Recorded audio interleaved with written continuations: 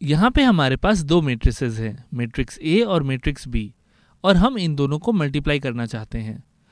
अगर आपको दो मैट्रिसेस को मल्टीप्लाई करना आता है तो शायद आपको लगता हो कि इनको मल्टीप्लाई करने के जो नियम है वो बहुत ही बेतुके और अजीब से हैं। हमें कहा जाता है कि पहली मैट्रिक्स के पहले रो को दूसरी मैट्रिक्स के पहले कॉलम के साथ मल्टीप्लाई करना है, यानी 1 इंटू 5 प्लस 2 इंटू 6 ये करना है तो हमें इस मैट्रिक्स का पहला एलिमेंट मिलेगा। और इसी तरीके से इसके बाद हमें पहली मैट्रिक्स के दूसरे रो को दूसरी मैट्रिक्स के कॉलम के साथ मल्टीप्लाई करना है तो हमें इसका दूसरा एलिमेंट मिलेगा। बट ऐसा क्यों? हम ऐसा क्यों नहीं करते कि पहली मैट्रिक्स के पहले कॉलम को दूसरी मैट्रिक्स के पहले रो के साथ मल्टीप्लाई करते? हम इसी तरीके से मैट्रिसेस को मल्टीप्लाई क्यों करते हैं ये हम समझेंगे इस वीडियो में। तो मैट्रिक्स मल्टीप्लिकेशन के इस रूल को समझने के लिए पहले हम मल्टीप्लिकेशन को एक नए नजरिए से देखते हैं। यहाँ पे हमारे पास एक नंबर लाइन है। क्या होगा अगर मैं इस नंबर लाइन के हर नंबर को 2 से मल्टीप्लाई करूं? 1 को गुना करने पर मुझे मिलेगा 2, 2 को गुना करने पर मुझे मिलेगा 4, 3 को गुना करने पर मुझे मिलेगा 6। उसी तरीके से ऋण 1 को गुना करने पर ऋण 2, ऋण 2 को गुना करने पर ऋण 4। यानी कि 2 से मल्टीप्लाई करने पर ऐसा लग रहा है कि इस नंबर लाइन के सारे नंबर 0 के अलावा 0 से दूर जा रहे हैं, मानो कि ये नंबर लाइन खिंच रही हो। अगर हम दोबारा इस नंबर लाइन को बनाएंगे 2 से गुना करने के बाद, तो जहाँ पे 0 था वहाँ तो 0 ही रहेगा, लेकिन बाकी नंबर्स 0 से दूर चले जाएंगे। 1 इधर आ जाएगा, 2 हमारा इधर आ जाएगा, 3 हमारा यहाँ आ जाएगा, और उसी तरीके से यहाँ आ जाएगा ऋण 1, ऋण 2। तो हम देख रहे हैं कि ये नंबर लाइन खिंच गई है। इसी चीज़ को हम एक एनिमेशन के रूप में भी देख सकते हैं। चलिए देखते हैं। ये हमारी एनिमेशन है। पहले हम इस नंबर लाइन को कॉपी करेंगे और फिर 2 से गुना करते ही ये नंबर लाइन खिंच जाती है। आपको दिख रहा है कि 1 0 से दूर चला गया है, और यहाँ पे नीचे हमारी पुरानी नंबर लाइन है ताकि हम देख सकें कि ये कितना खिंचा है। इसी तरीके से अगर मैं इस नंबर लाइन को 2 की जगह हाफ से मल्टीप्लाई करूं तो आपको क्या लगता है इस नंबर लाइन में क्या परिवर्तन आएगा? क्या आप वीडियो को रोक के अनुमान लगा सकते हो? होपफुली आपने ट्राई किया है। चलिए देखते हैं। अगर मैं इस नंबर लाइन को हाफ से मल्टीप्लाई करूं, पहले हम कॉपी कर लेते हैं, तो ये नंबर लाइन एक तरीके से सिकुड़ रही है। तो 2 से गुना करने पे हमारी नंबर लाइन खिंच गई और हाफ से गुना करने पे नंबर लाइन सिकुड़ गई। और हमें यहाँ पे दिख रहा है कि ये नंबर लाइन हाफ से मल्टीप्लाई हुई है, क्योंकि यहाँ पे हमारा 1 जाके किधर बैठ गया है? ये बैठ गया है हाफ की पोजीशन पे। यानी कि हम लिख सकते हैं कि इस परिवर्तन के बाद, इस ट्रांसफॉर्मेशन के बाद जो हमारा 1 था वो बैठ गया है हाफ की पोजीशन में। और ये जो मैंने लिखा है, ये इक्वेशन कुछ उसी तरीके से लिखा है जैसे हम फंक्शंस वाली इक्वेशन लिखती थी। शायद आपको याद हो, अगर कोई फंक्शन हमें दिया होता था f(x) = 2x, तो हम लिखते थे f of 4 = 8। तो उसी तरीके से मैंने यहाँ पे लिखा है कि इस ट्रांसफॉर्मेशन को करने के बाद 1 हाफ बन गया है। इस फंक्शन में 4 लगाने के बाद हमें 8 मिलता था, उसी तरीके से इस ट्रांसफॉर्मेशन को करने के बाद 1 हमारा हाफ बन गया है। ये मैंने ऐसे क्यों लिखा है इतने अजीब तरीके से, ये हम थोड़ी देर बाद देखेंगे जब हम मैट्रिसेस तक पहुँचेंगे। मैट्रिसेस में पहुँचने से पहले हम एक आखिरी बात कर लेते हैं जो कि हमें आगे काम आएगी। मान लो कि मैं यहाँ पे तुम्हें ये नहीं बताता कि ऊपर वाली नंबर लाइन में मैंने नीचे वाली नंबर लाइन को हाफ किया है। मैं बस तुम्हें इतना बताता कि जो 1 है उसको ट्रांसफॉर्म करने पे, उसका परिवर्तन करने पे मुझे हाफ मिल रहा है। और मैं तुमसे ये सवाल पूछता कि बताओ कि 4 ट्रांसफॉर्मेशन के बाद कहाँ जाएगा, तो क्या ये हम निकाल पाते? तो आप कहते हाँ सर, इसमें क्या बड़ी बात है, मुझे पता है कि अगर 1 आधा हुआ है तो 4 भी आधा होगा, यानी कि इसका आंसर 2 होना चाहिए। और तुम सही हो, बट एक बार हम गहराई से सोचते हैं कि यहाँ पे हमने किया क्या। मुझे पता करना था कि 4 ट्रांसफॉर्मेशन के बाद कहाँ बैठा है, यानी अगर ये 1 है अगर ये डिस्टेंस 1 है तो मुझे पता है कि इतनी ही दूरी पर मुझे 2 मिलेगा और इतनी ही दूरी पर मुझे 3 मिलेगा और फाइनली इतनी ही दूरी पर मुझे 4 मिलेगा। और मेरे को नीचे भी पता है कि क्योंकि दूरी समानांतर है तो यहाँ पे 1 है तो यहाँ पे 2 होगा, यानी कि मेरा जो 4 है वो 2 की पोजीशन में बैठा है, यानी कि ट्रांसफॉर्मेशन के बाद 4 मेरा 2 बना है। यहाँ पे मैंने वही तर्क लगाया है जो कि आपने लगाया, बट मैं आपको ये एहसास दिलाना चाहता हूँ कि इस तर्क के पीछे ये चीज़ बहुत ज़रूरी है कि अंकों के बीच की दूरी समानांतर रहे, वरना हम ये तर्क नहीं इस्तेमाल कर सकते। इसको कहने का एक और तरीका है, मुझे पता है कि मेरा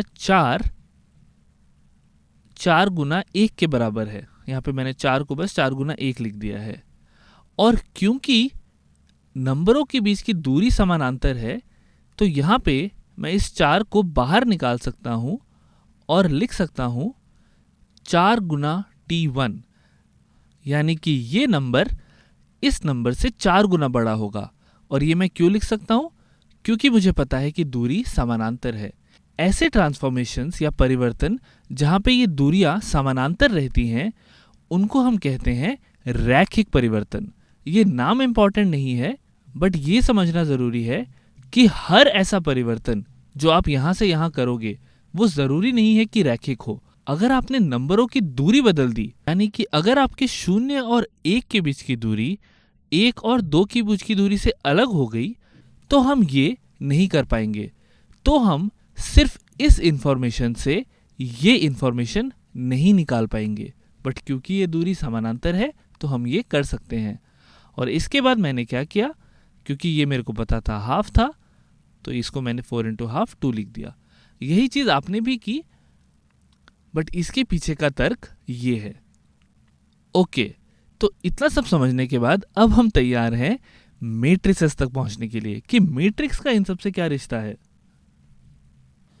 तो आगे बढ़ने से पहले हम लिख लेते हैं कि हमने अब तक क्या क्या चीज़ें सीखी हैं। हमने मैट्रिक्स मल्टीप्लिकेशन में अभी मल्टीप्लिकेशन यानी गुणन पे फोकस किया है और साधारण गुणन यानी संख्याओं को गुणन को देखा है।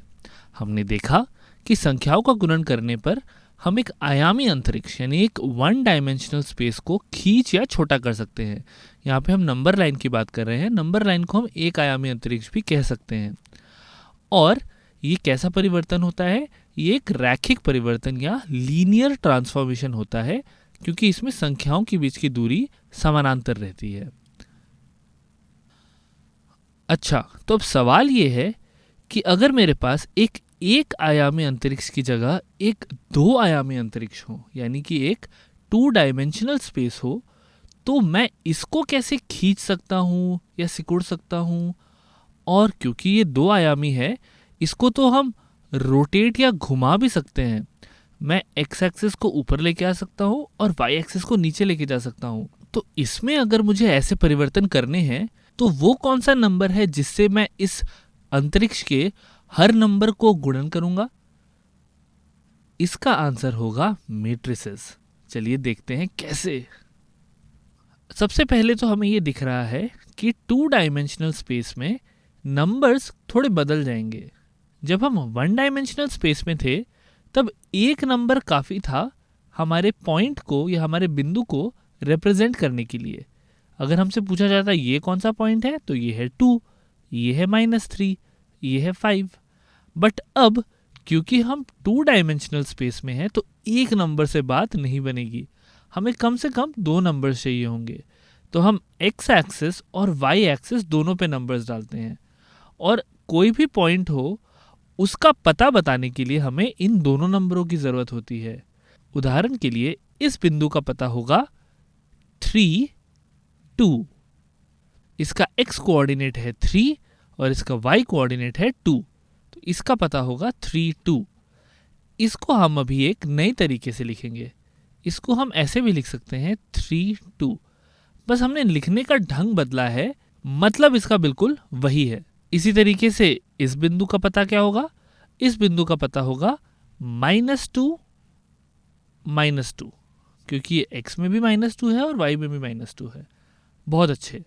अब सवाल ये था कि हमें किस नंबर से गुणन करना पड़ेगा इस 2 आयामी अंतरिक्ष को खींचने के लिए, सिकुड़ने के लिए या घुमाने के लिए या कुछ भी ऐसा करने के लिए। देखते हैं। अगर मैं इसको खींचना चाहूँ, 1 को 2 में और 2 को 4 में ऐसे करना चाहूँ जैसे कि हमने नंबर लाइन के लिए किया था, तो इसके लिए आप सोच सकते हो कि मैं सर सारे के सारे नंबर्स को 2 से मल्टीप्लाई कर देता हूँ। जैसा मैंने नंबर लाइन में किया था वैसा यहाँ भी कर देता हूँ। तो इससे मेरा 3 2 क्या बन जाएगा, 6 4 बन जाएगा। -2 -2 -4 बन जाएगा। तो ये नंबर मेरा इधर आ जाएगा, ये नंबर मेरा कहीं बाहर चला जाएगा और ये पूरा का पूरा अंतरिक्ष खिंच जाएगा।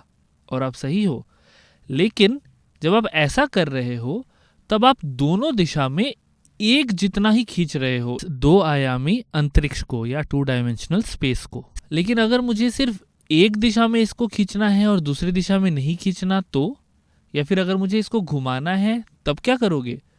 तब हम एक नंबर से काम नहीं चला सकते। तो अगर हम गौर से सोचें तो सवाल कुछ ऐसा है कि अगर मैं इस अंतरिक्ष को खींचना चाहता हूँ, छोटा करना चाहता हूँ या घुमाना चाहता हूँ, तो कोई भी एक बिंदु जो कि अभी यहाँ है वो घुमाने के बाद या ट्रांसफॉर्मेशन के बाद, परिवर्तन के बाद वो कहाँ पहुँच जाएगा।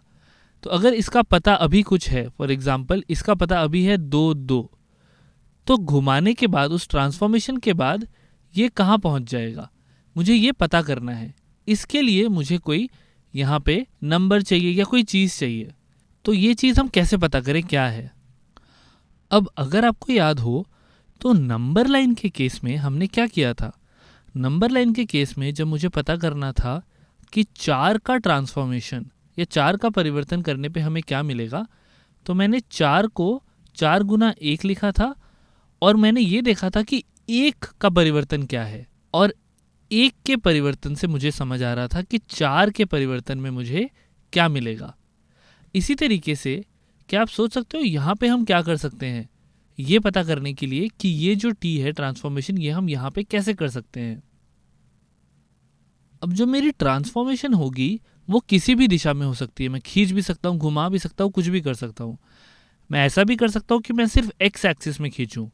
इस केस में वाई एक्सिस वाले नंबर्स चेंज नहीं होंगे, और अगर मैं सिर्फ वाई एक्सिस में खींचूंगा तो एक्स एक्सिस वाले नंबर्स चेंज नहीं होंगे, और अगर मैं घुमाऊंगा तो दोनों ही नंबर चेंज हो सकते हैं। तो क्योंकि दोनों दिशा में नंबर्स अलग अलग तरीके से चेंज हो सकते हैं, तो मैं सिर्फ एक नंबर को देख के ये नहीं बता पाऊंगा कि ये जो मेरा बिंदु है ये किस तरफ जाएगा। अगर मैं इसको खींचूंगा तो ये किधर जाएगा, घुमाऊंगा तो ये किधर जाऊंगा। सिर्फ एक नंबर काफ़ी नहीं है, मुझे इस एक को भी देखना पड़ेगा और मुझे इस एक को भी देखना पड़ेगा। मुझे इन दोनों को देखना पड़ेगा, और अगर मुझे ये पता चल जाए कि ये किधर जा रहा है और मुझे ये भी पता चल जाए कि ये किधर जा रहा है, तो मैं बता पाऊंगा कि ये जो नंबर है ये किधर जाएगा। फिर से देखते हैं। जब हमने नंबर लाइन में देखा था तो मुझे सिर्फ एक नंबर को देखना था। सिर्फ इस 1 को देख के मैं बता सकता था कि बाकी के सारे नंबर्स कैसे चेंज होंगे। बट क्योंकि ये 2 आयाम है तो यहाँ पे मुझे एक नंबर नहीं 2 नंबर्स को देखना पड़ेगा। इसको भी देखना पड़ेगा कि ये किधर जा रहा है और इसको भी देखना पड़ेगा। चलो करके देखते हैं। मैं इस 2 2 का कोई एक ट्रांसफॉर्मेशन करना चाहता हूँ। कुछ भी हो सकता है, वो घुमाना भी हो सकता है, खींचना भी हो सकता है, कुछ भी हो सकता है। हम यहाँ पे एक परिवर्तन की बात कर रहे हैं। वो परिवर्तन कौन सा है वो हम यहाँ पे नहीं लिख रहे हैं। तो मैं इस बिंदु के पते को 2 हिस्से में तोड़ूंगा। मैं इसको कुछ ऐसे लिखूंगा। मैं इसको लिख सकता हूँ 2 टाइम्स 1 0 प्लस 2 टाइम्स 0 1। ये बिल्कुल वैसी ही चीज़ है जो हमने यहाँ पे की थी, बस हम इसको 2 दिशा में कर रहे हैं। ये 1 0 मुझे इस दिशा के बारे में बता रहा है और ये 0 1 मुझे इस दिशा के बारे में बता रहा है। ठीक है, अब यहाँ पे मैं इस 2 को बाहर लेके आ सकता हूँ और मैं लिख सकता हूँ 2 into T 1 0 plus 2 into T 0 1। फिर से मैं वही चीज़ कर रहा हूँ जो मैंने यहाँ पे की थी, बट ये मैं 2 दिशाओं में कर रहा हूँ। तो अब अगर मुझे कोई ये बता दे कि जो भी मैं कर रहा हूँ, मैं घुमा रहा हूँ, खींच रहा हूँ, कुछ भी कर रहा हूँ, उसका असर इस 1 0 पे क्या होगा, यानी इस बिंदु पे क्या होगा, और 0 1 पे क्या होगा, इस बिंदु पे क्या होगा, तो मैं आपको बता सकता हूँ कि इस घुमाने का या खींचने का असर इस 2 2 पे क्या होगा, है ना। चलिए एक एग्जाम्पल से देखते हैं। मान लो कि ये हमारी एक्सिस है, इसमें ये 2 बिंदु हैं जिनका हमें ध्यान रखना है, 1 0 और 0 1, और मैं इस एक्सिस को 90 डिग्री घुमा रहा हूँ एंटी क्लॉकवाइज। यानी कि ये जो मेरा 1 0 वाला बिंदु है ये कहाँ पहुँच जाएगा, ये ऐसे घूम के पहुँच जाएगा 0 1 पे। यानी 1 0 का परिवर्तन के बाद नया पता या नया ठिकाना है 0 1।